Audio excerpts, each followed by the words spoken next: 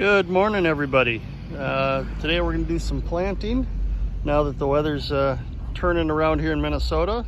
In this bin here, I'm going to be putting some straight 8 cucumbers to climb up the trellis. And then I've got a Japanese Hokkaido squash or red curry squash that I'm going to run up this trellis. And then I'm going to plant some spinach and some lettuce in each of these. And then over here, we're going to eventually get into having some green peppers and some jalapenos. And I'm going to dot the perimeter of those with a little bit extra lettuce and maybe some spinach. And I think I might try to get squeeze in some chard over with the squash to go along with everything else. What I forgot to record earlier was that I added a few handfuls of peat moss to all the beds that I'm working on today, plus some compost. The peat moss will help give it some extra water retention, and then the compost obviously will give it more nutrients to help things grow. And then after I did that, I went and turned everything and kind of mixed it all together. You can see that some of it's not completely finished off mixing yet, but as I'm planting stuff, that'll get taken care of. So I didn't get the chance to record actually putting in the straight 8 cucumbers, but here they are in the ground. I've got a couple of different seed packets here, one for seaside spinach, the other for butter crunch lettuce. I'm going to put a couple of seeds in each hole that I dig so that I can, kind of make sure I get at least one to come up. Now I've got my red curry or Hokkaido squash planted, and in this garden I'm going to add in some rainbow chard and a couple of things of romaine lettuce. And then in this bin we've got 2 different types of beets. I've got golden beets and Detroit reds. All together there's probably going to be about 60 seeds I sowed into this a few days ago.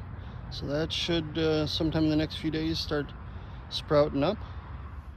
So now I'm going to start working on getting some of the sticks that fell from the tree and some of the straw mulch from out of the garden, so we can start putting in some of the peat and a little bit of some more compost.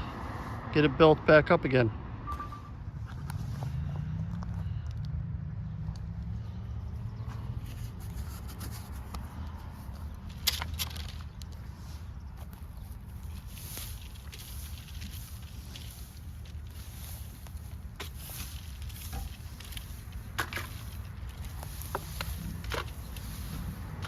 Now I'm not going to try to get all of the straw out, but I am going to get a majority of it out. It'll just help with getting the soil aerated.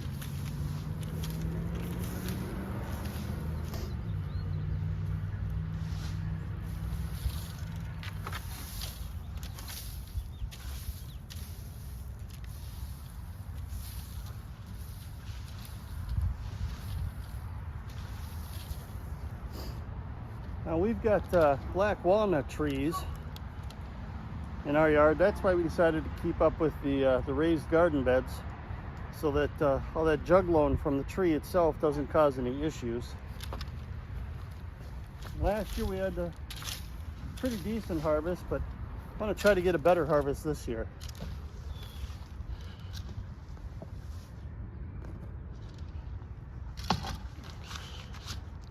All right, so I've gotten about half of that bag of peat that was left spread out here. What I'm hoping for is about a 1/3 of an inch, a 1/4 inch roughly, all the way across of the peat moss.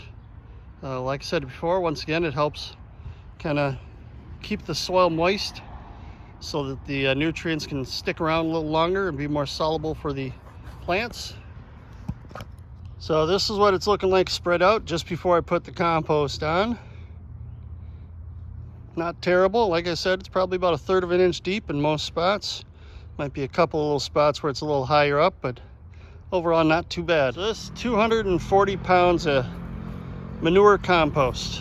Now I just gotta wait you know, for another week roughly before I can start putting stuff in the ground, and we'll be ready to go.